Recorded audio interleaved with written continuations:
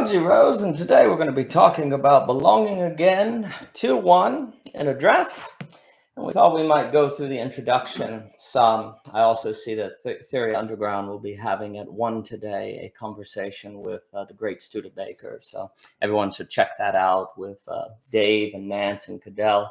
And I find it very inspiring as well what they are doing with live events in Europe. And I think that's a tremendous undertaking for this liminal web space to feed the online and the real together. So I think that's tremendous work that's being done with Cadell and Theory Underground, and I'm very, very happy to see that they will be speaking and seeing Studebaker. He's wonderful. He gave a tremendous lecture on Plato and the beautiful and the good and the gathering. I really enjoyed.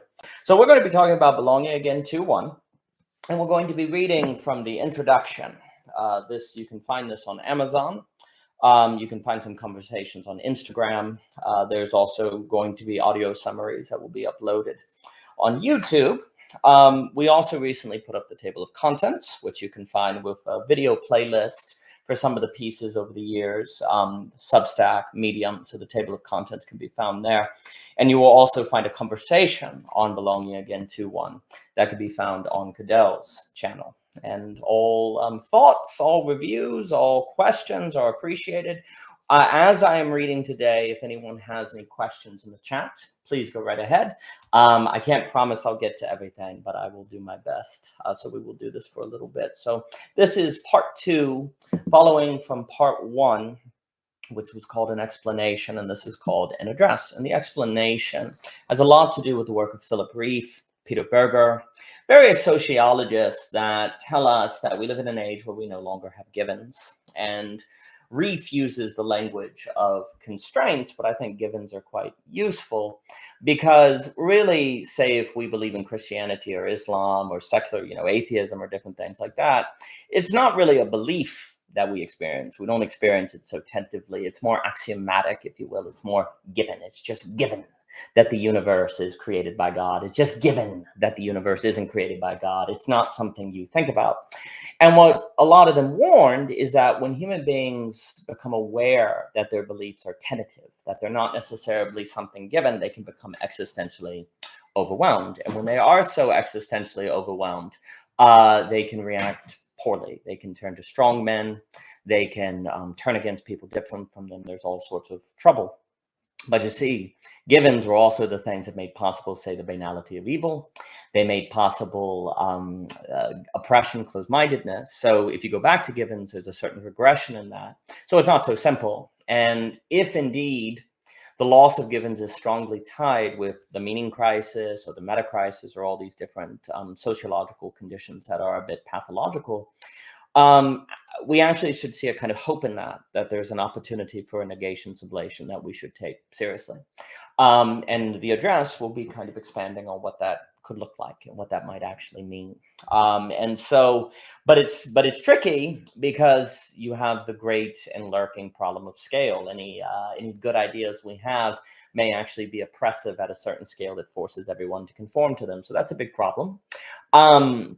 And then the other issue is we have to take very seriously that the world is probably the way that the world is because of good ideas, not because a bunch of dumb people came up with stupid stuff or evil people came up with evil stuff or whatever. It was probably a result of good ideas. And so that's also very tricky because that would also suggest that if we're going to do something different or have a new idea of what the subject might look like, we have to be quite skeptical of our good ideas because what we think is a good idea, well, they in the past probably thought it was a good idea. So we have to be careful. We have to take a path that likely is going to seem like a good idea to walk, even if there are times when it is not, or there might be booby traps, if you will, that we don't realize are there. So these all have to be kept in mind. And the belonging again, too, can be looked at as a kind of sociological address, a social theory that is supposed to correlate or parallel the truism, the rational trilogy that starts with the conflict of mind, then the map is indestructible, and then ends with reconstructing A is A. And this will also integrate thinking from some of the thoughts book, first thoughts, second thoughts, and the fate of beauty is also quite important. And these things you could check out for more information. The recent Alex Ebert conversation, we talked on a lot, the conversation on Thomas Jock, and we had net sessions.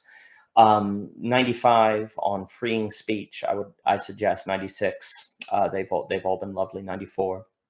I think it's 41 also gets a lot into various metaphysical schema. But today we're going to be reading again the introduction of Belonging Again II.1. And you can find the book on Amazon. And again, you can find a table of content on Substack and Medium. It opens with a bit of a poem from a wonderful poet, Milslos. This is called Encounter. Oh, my love, where are they? Where are they going? The flash of a hand, streak of movement, rustle of pebbles. I ask not out of sorrow, but in wonder. One of part 2, Coming to Terms with Childhood. Introduction, addressing the explanation. If we're not going to seclude ourselves or engage in some exodus, we must find a way to achieve rest and belonging around others who are very different from us, and this is not natural, suggesting we will have to become supernatural or something, somehow. Belonging Again, part 1, explored possibilities like science, psychoanalysis, college activism, religion, and so on. And though I by no means want to claim that I exhausted all possibilities and angles, I hope to have at least shown that there are no easy roads left. Without a transcendent God or a capital X variable, which is described in part 1, it would seem our best hope for belonging again is isolationist. Hence why we cannot readily claim some nations are irrational to have atomized so much, nor assume that an exodus strategy is bad. Furthermore, say a benedict option or things like that. Furthermore, there is wisdom in a Buddhist meditation and practice through which we transcend the question of belonging entirely, as there is wisdom in a benedict option that seeks limited interaction with society, which also brings to mind Ivan Illich, though what constitutes too limited or overly limited might be difficult to determine. However, part 1 suggested this could be to give up on pluralistic modern society, which ultimately might be what we must do, though this book explores ways we might maintain society today and forgo atomization. Basically, the question is if it might be possible for the majority to become Nietzschean children and/or absolute knowers through the creation of a socioeconomic system or field that increases the probability children emerge. If part 2 fails, we might have to concede to something more isolationist. So please note, we're not necessarily saying more isolationist strategies are wrong or bad. We have to go through the work and determine that. As we've learned from Reif, Hunter, and Berger, society needs both therapeutic releases and restraints, yes and no. And generally speaking, conservatives have defended restraints more than releases, while liberals have defended releases more than restraints. Since both are needed, society emerges in a dialectic between the two, which if we're intellectually consistent and epistemologically responsible, we easily won't like or want. For society to exist in the space between yes and no is for society to be paradoxical, contradictory, and/or unstable. And this indeed is where society must exist. Naturally, we will want to stabilize society, and so we'll probably and rationally conclude, if we're conservative, that there needs to be more restraint, while if we're liberal, we'll conclude there needs to be more release. Driven by rationality and a desire for existential stability, AA, those on the right and left will exist in a tension, out of which society will form. This has always been the case, long before our secular age, but thanks to pluralism, tension has grown. Society has always been unstable, but the instability and Godel-esque incompleteness was more hidden by X-backed community, character, ethics, and givens, keeping that instability from overwhelming us. But times have changed. And we are referencing here ideas and notions from part 1, and the X-backed is a capital X variable, speaking on, say, James Hunter, The Death of Character, all of these different texts on the difficulty of having an authoritative ground or basis of one's character formation, subjectivity, and worldview without something transcendent. But of course, the moment you introduce something transcendent, there are various pathologies and possibilities of power that otherwise would not be possible. Cadell Last has reflected with phenomenology of spirit on how, in Hegel, there is a growing feeling of increasing contingency, of a need to accept otherness, A-B-ness over A-A-ness, to use language from The True Isn't Irrational, which is to say that increasingly more people need to make an absolute choice. The role of otherness is most clear and profound in the layer of religion in Hegel. And though there is little debate on the necessary role of all the stages before religion, today people may feel that the religious level can be replaced with something new, rather communism, making America great, transhumanism, and so on. And furthermore, they can feel like it must be replaced, suffering the anxiety and tension of encountering others who believe they need to save the world from them. Where givens fail, hard choices must be made. I would highly suggest the Phenomenology of Spirit playlist that you can find on Cadell's website, Philosophy Portal. He talks a lot about the phenomenological journey as a way to understand the movements in the phenomenology of spirit. And I find that an incredibly useful framing and an incredible playlist. So I would highly suggest that. And I would highly suggest also purchasing the classes that you can find on philosophyportal.com. There's one on the phenomenology of spirit, Nietzsche, the science of logic was extraordinary, and then Lacan in the philosophy of right class is coming soon, and I think quite highly of the philosophy of right. So I would suggest signing up today for those classes. Cadell notes the concerns of Dr. Thomas Hammelrick, a scholar and expert on René Girard, who suggests, given that we learn from Girard, that we should be very careful to replace religion, considering the power of religion to make social orders possible, and also because it tends to be the case that people who seek to replace religion may also seek something that builds and empowers the ego in problematic ways. And please note, when we mention religion here, we have a capital R signifying Hegel.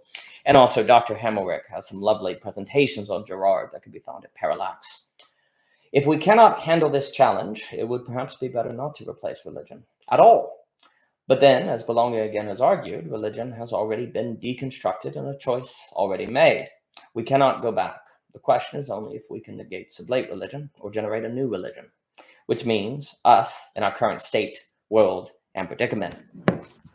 It is possible that most people cannot handle absolute knowing, which is to say they cannot integrate with otherness, which I associate with the movement, notably to reason from self-consciousness and the phenomenology of spirit. We had a presentation called The Absolute Choice.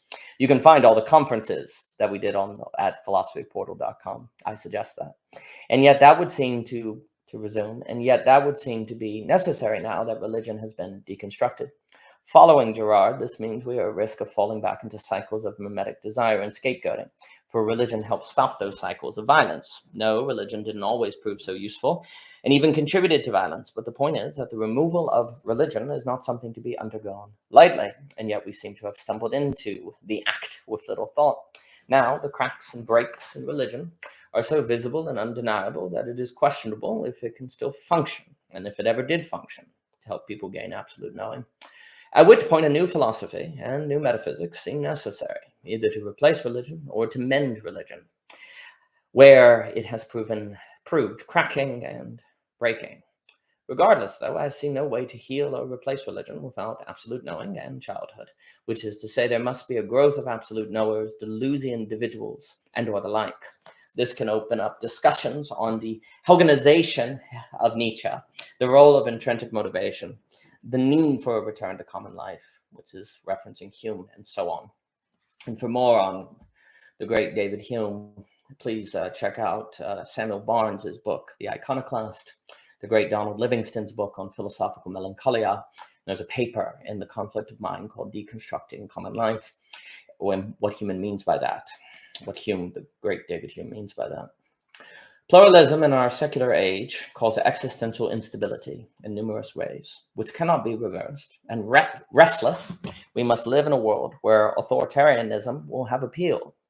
Importantly, the more pluralistic and secular the world becomes, so too the more appealing will be authoritarianism. And seeing as the trends of pluralism and secularism cannot be reversed, so neither can we reverse the growing appeal of totalitarianism. Can we make it unappealing for the majority, thus keeping the beast at bay?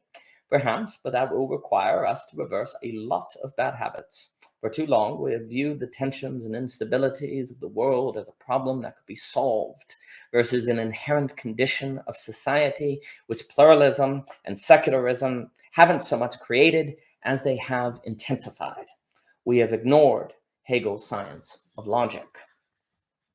Viewing the tensions of pluralism as accidental versus essential, we have often blamed the tensions on those who don't think like us, and concluded that removing those others was the key to saving our world.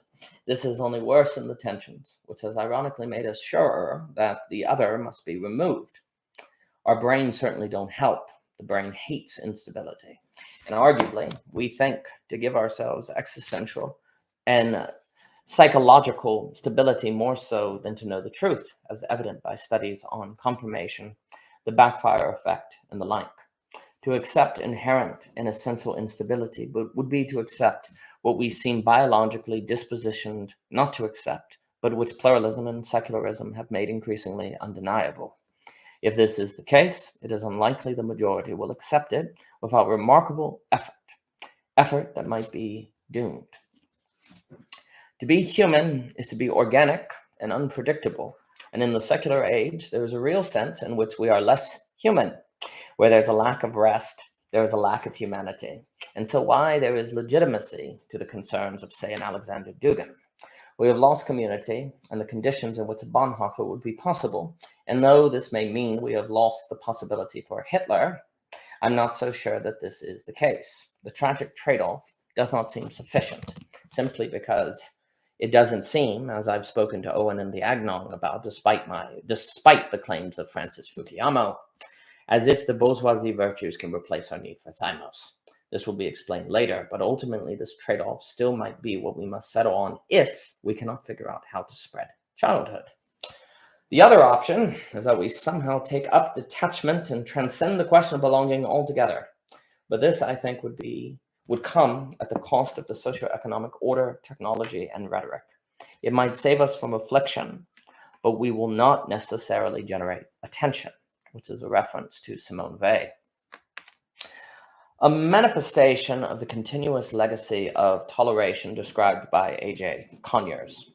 Cosmopolitanism today lessens the authority and meaning of local communities, primarily through inflation, which is referencing Charles Taylor in The Secular Age, and moves identity and communal identification up a larger scale from the local to the national and even the global, potentially making these identities increasingly abstract and alienating.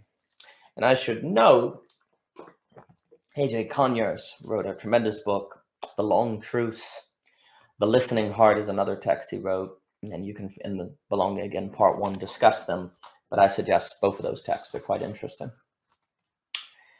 In this environment, to resume, in this environment, it would seem that the banality of evil is too bad to happen, for the state is too big to fail. But with this perhaps positive development, the likelihood for character to manifest is lessened, if not gone. Is this the best we can hope for? That was suggested in Part 1, but then it was also suggested that this option will not ultimately hold. Our need for thymos is too great and cannot be removed.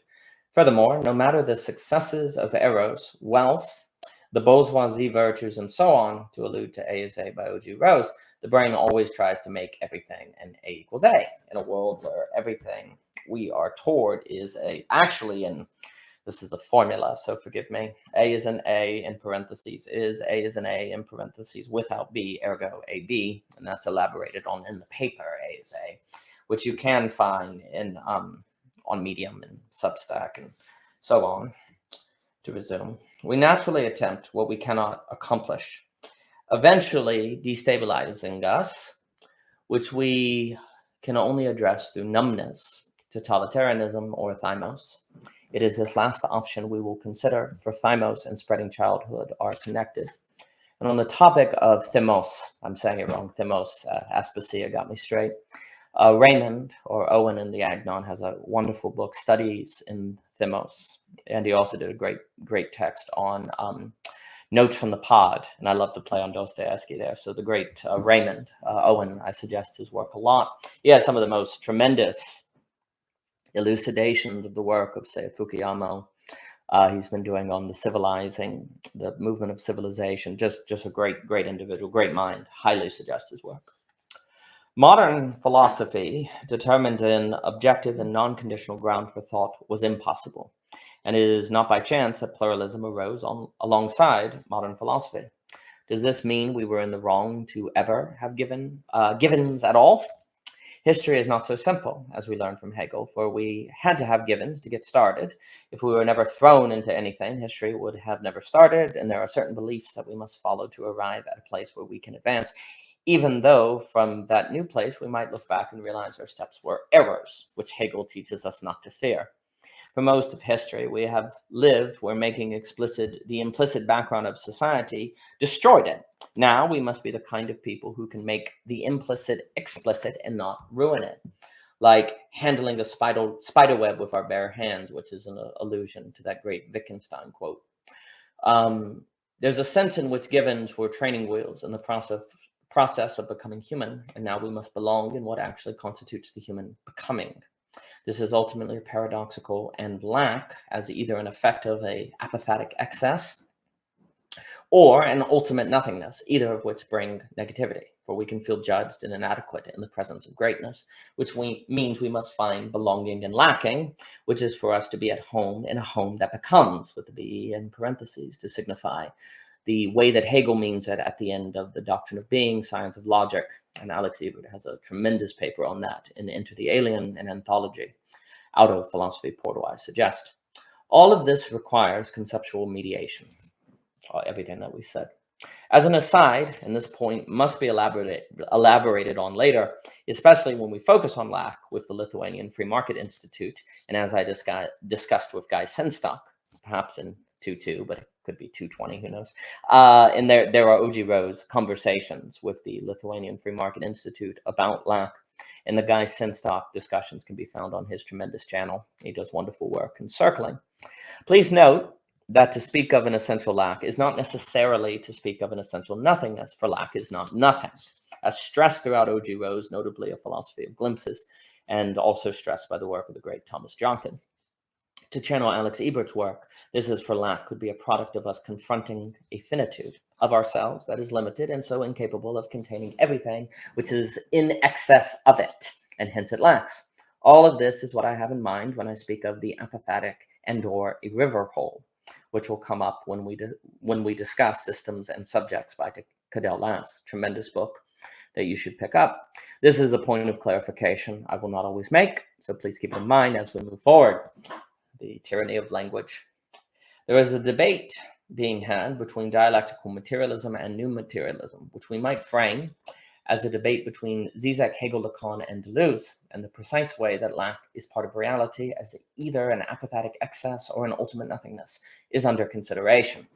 I myself believe there are ways to think Deleuze and Hegel together, which will be a main concern of The Absolute Choice, which is a book, but I also acknowledge that a danger of Deleuze and emphasizing creative positivity is that we do not do the work of facing negativity and the real as stressed by Lacan.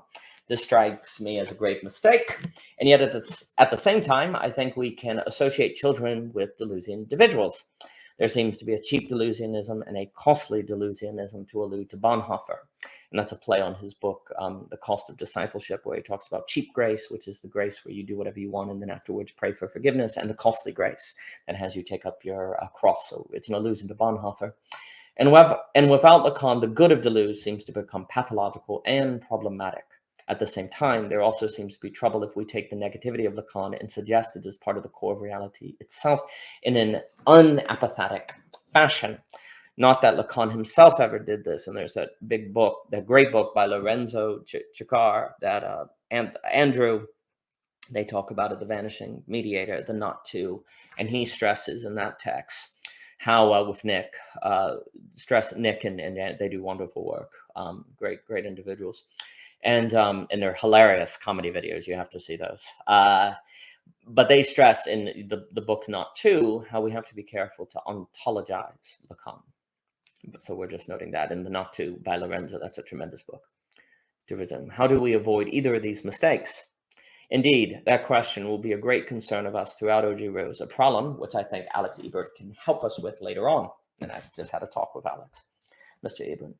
Anyway, Bruce Alderman of the Integral Stage discusses how our challenge today is creating a socioeconomic foundation for interdisciplinary and shadow work, as we'll discuss with Ivan Illich. And he stresses that true diversity requires us to accommodate difference without destruction.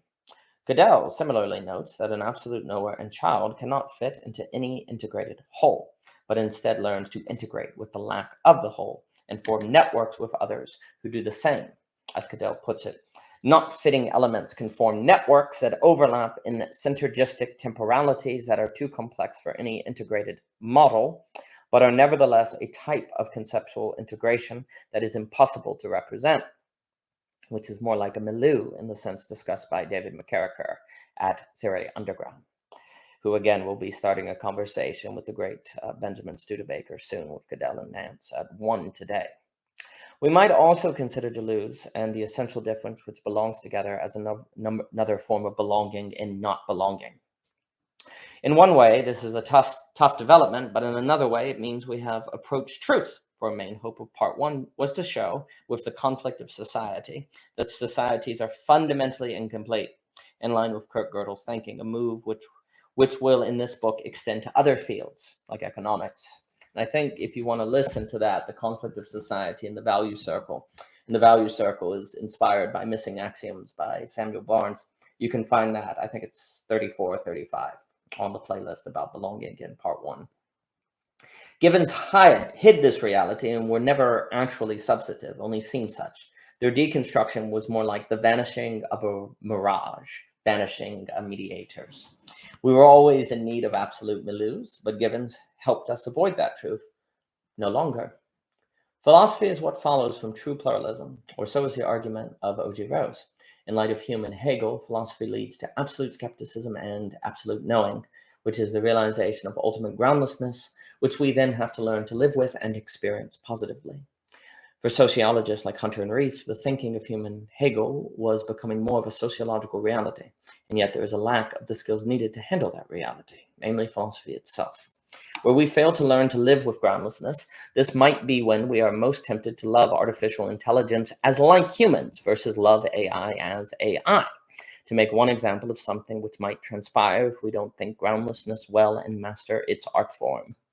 If we actually loved AI, that would be one thing. But it is very hard for us to love and not in the act of loving make the other like us.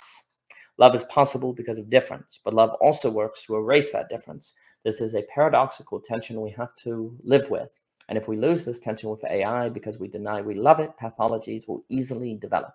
True history will cease. If there is no possibility of an ultimate ground as traditionally understood, then this would also mean there is no possibility of belonging as traditionally understood, which is to say there is a real sense where being a child is to learn to find belonging in not belonging, to instead find belonging in a negation sublation of belonging. Goodell last wrote a tremendous review of Belonging Again Part 1, and in it he asked if we might see the dizzying complexity of our moment as something inherently masterful and beautiful, versus try to become all-knowing masters as an unconscious response.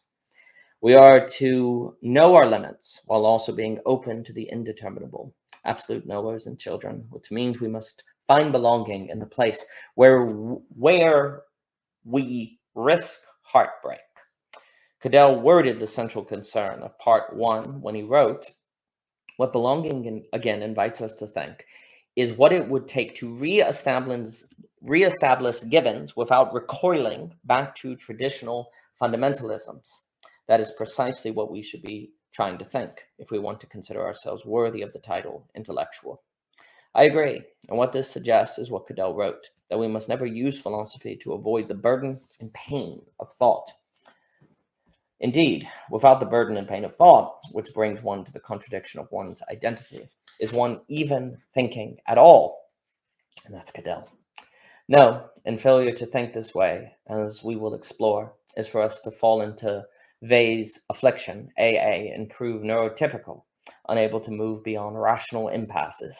As such, we will not be able to think through belonging in a world of artificial intelligence, unregulated global capital, bioengineering, and cultural pluralism, to borrow again from Goodell. And rational impasses is a phrase in reference to a conversation I had with Lorenzo. I think it's O.G. Rose, episode 10. He also has a tremendous TED Talk on collective consciousness, neurodiversity, and game theory dynamics. So I highly suggest Lorenzo's work. Moreover, how are we to think through these dimensions when the large majority of individuals are not formally trained in the foundational philosophical thinkers that may help us raise our minds to the intensities and complexities of the present moment? Indeed, Cadell has put his finger on the problem, which also suggests the problem of scale, which is, I think, a major problem, the problem, you could even say. Despite the impossibility of an ultimate ground, adding to our problem, politicians constantly discuss the need for a common ground. This doesn't exist, especially not without givens. And if it doesn't, that means power is involved, because it necessitates common assumptions about the nature of reality, which someone must have posited, suggesting an imbalance of power. Where there is a ground, there must be a big other, and that means the common ground can serve to protect and empower those already in power. Well, where does that leave us? Conflict? No, it means we must seek a common paradox. Paradox is often conflated with logical contradiction, but these are not the same. Paradox is the strange reality that we understand cats with ideas that cats aren't. How does that work? We are surrounded by paradoxes, which are phenomenologically there, far from abstractions that have nothing to do with reality. We encounter paradoxes all the time, and paradoxes, being so common, can function as a universal experience, like death, sex, and birth have in religious identities and communities, but only if we can handle new menti-divergent epistemologies in which paradoxes are provided space, AB. This will not come naturally, and it will require us to respect and accept non-rationality, a new challenge.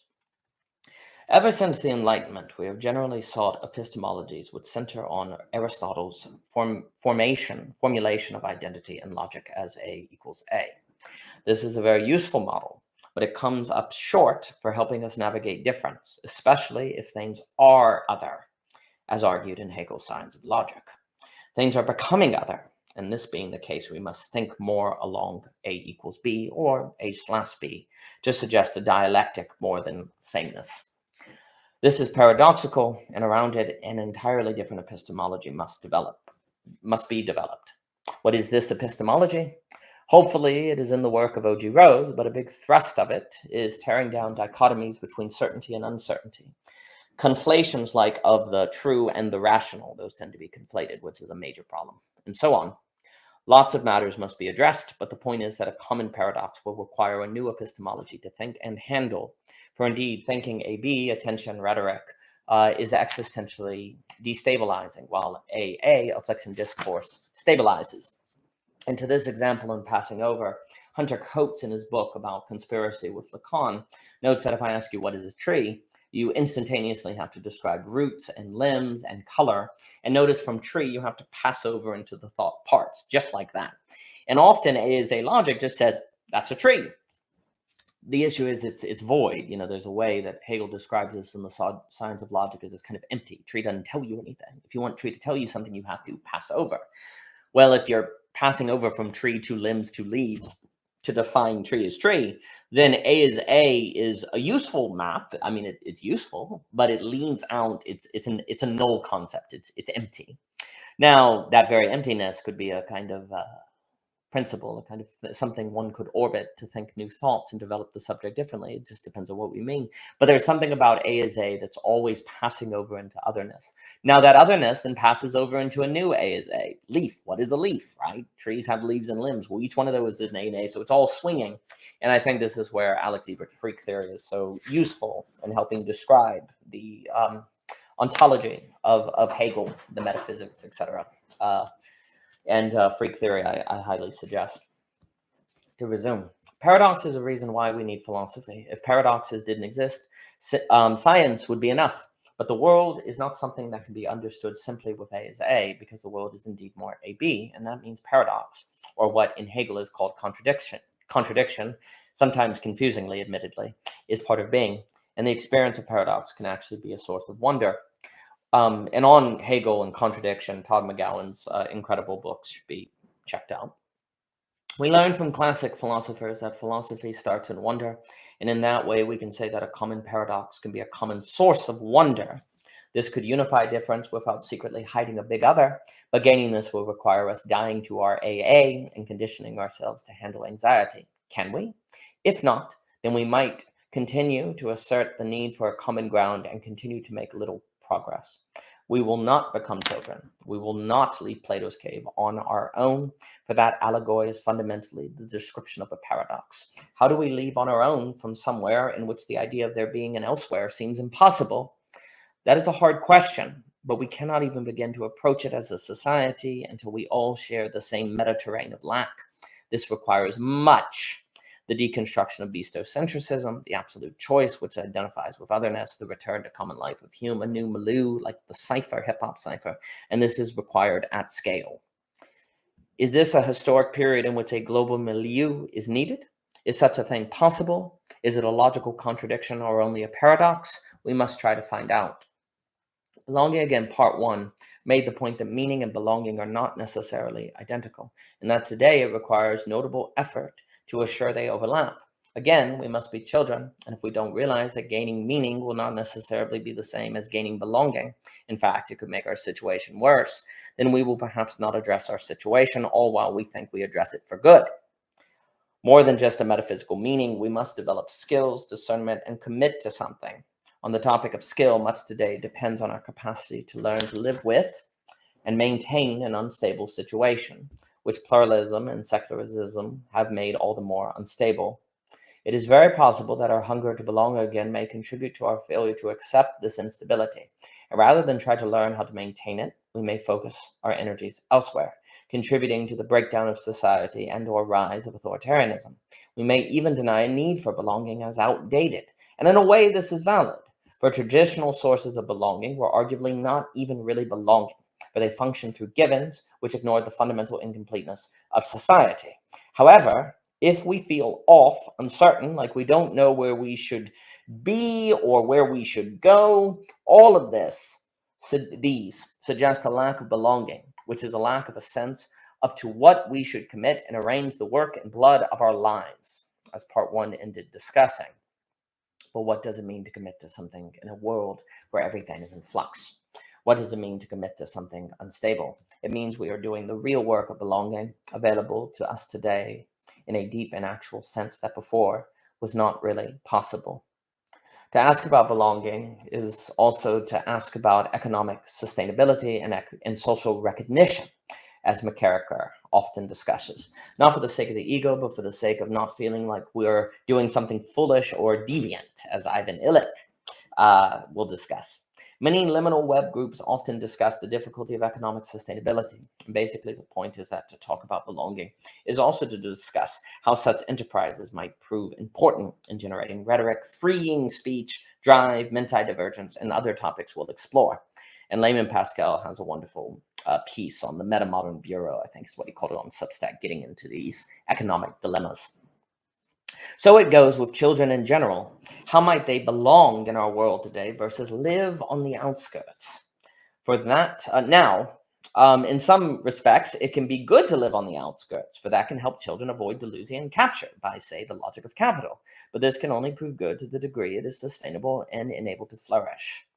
How might incubators of childhood come to have a recognized place in our world, which is to ask how those who engage in the work of childhood might feel like they belong again, to regain what they might feel like they lost as they've aged and worked, but not in a naive or regressive manner.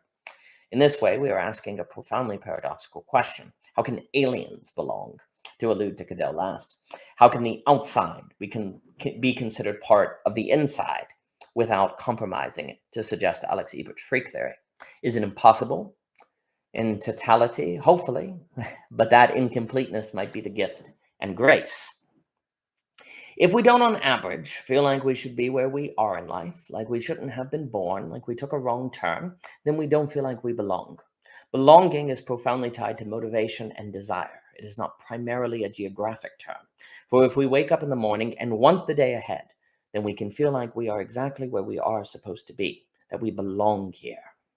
But there is a difference between a motivation imposed upon us externally and a motivation cultivated within ourselves and by ourselves. And a major reason why many of us end up feeling like we don't belong here is because we are trained, all our lives to be stimulated and externally motivated, only to one day find that we aren't satisfied with our external motivation, or that our external motivations are gone, leaving us helpless and unable to motivate ourselves.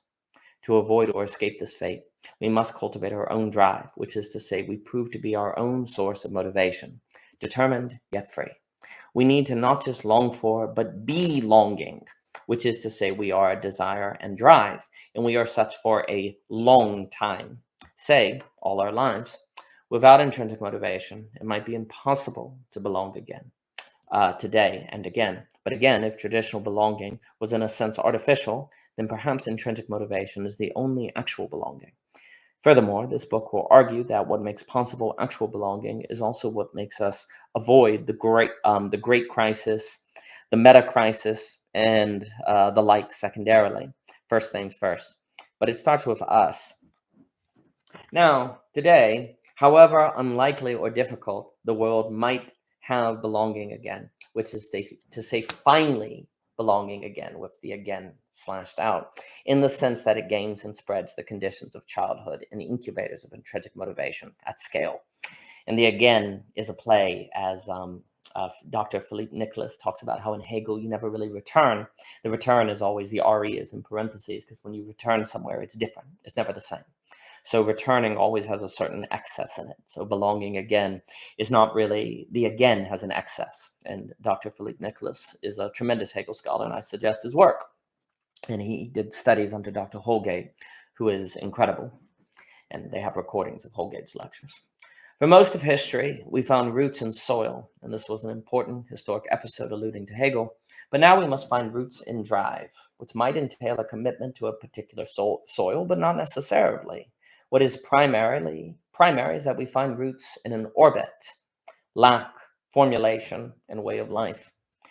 The path must be a place of surprise, but not chaos, dance. Our challenge now is learning how to be comfortable with tension and existential anxiety. Our challenge now is becoming children. Our challenge now is realizing an opportunity for belonging. That is arguably the first time in history during which belonging is available to us. At the end of true history, with the true in parentheses, where absolute history is possible, as we will discuss and explore. To belong again, with the again in parentheses, could be the first time. Absolute. We belong. In Abyssal Arrows, the philosophy portal anthology on Thus Spoke Zarathustra, Cadell last wrote, Zarathustra already knew, or at least anticipated, that this was the situation before he started his speeches at the Last Supper on the Overman. But in confronting the reality of it, there is a brief sense of disappointment or defeat.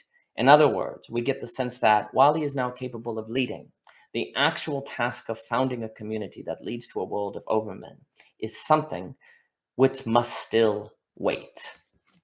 And thank you for coming by, John. I appreciate it. Part 1 made the case that we are still waiting, but the stakes are rising, that we need to address the task with which Nietzsche left us. As encouraged by Philip Reef, we underwent an explanation of the psycho-historical process in Part 1, to be positioned for an address of a psychopolitical economy in Part 2. And here we will argue that there is always a human and contingent element, meaning the development of the subject is central. Part 1 left us with considerations of absolute knowers, children, and delusian individuals. And the book also suggested that, if we mean something traditional by the phrase belonging again, is not possible or desirable without risking grave regression or consequence. In Part 2, we seek to address this loss of possibility. And by belonging again, we might consider something more like belonging again, in parentheses, which is a Hegelian negation sublation, suggesting that ours is an age in which we might belong for the first time, finally, to channel Little Gidding by T.S. Eliot. Nietzsche never wanted followers, Cadell stresses, but rather children. Might that be us? Must it be? If so, we must learn to leave Plato's cave on our own. A founding story must be reconsidered, a genesis of a genesis. And that brings us to the close of the introduction of Belonging Again II.1, which you can find on Amazon, and you can find discussions about it on the playlist on YouTube. I appreciate your time today and for being here. And for more by OG Rose, please visit ogrose.com, Twitter, Anchor, Instagram, so on and so forth. And I hope everyone checks out the Theory Underground conversation with Dr. Studebaker. That will be starting in 15 minutes. And thank you so much for your time, and thank you for coming by, and all the best.